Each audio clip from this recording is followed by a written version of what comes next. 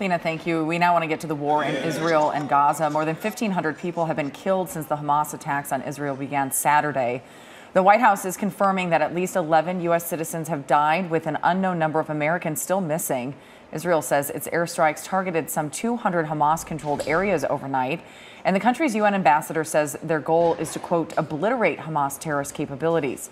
Israel's Prime Minister Benjamin Netanyahu echoed those statements and vowed that Israel will finish the war.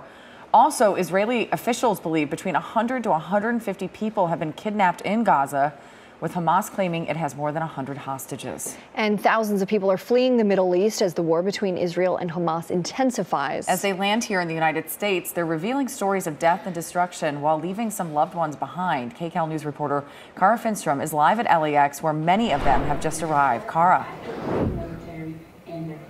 Good morning. One of the young men we met here this morning was waiting anxiously for that flight because he told us his sister, his mother were on it. He said they were in Israel dealing with a rental property when the explosions began. They woke up around 5 in the morning.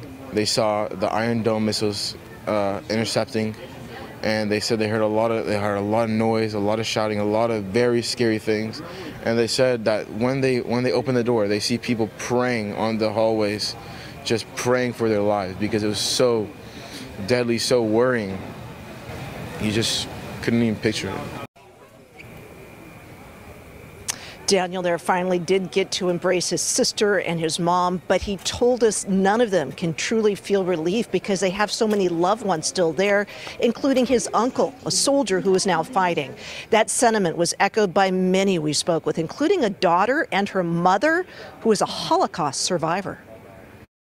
When it began, I was brave. I survived World War II, so I know what it feels like. We opened the sliding door of our balcony, and we could see the missiles coming in. It's very scary to have to rush, and it's scary because it happened to us on our holiday where we didn't have access to electronics to really know what was going on. Of course, soon afterwards we found out, and everybody in the whole world knows what kind of massacre beyond anyone's wildest dreams.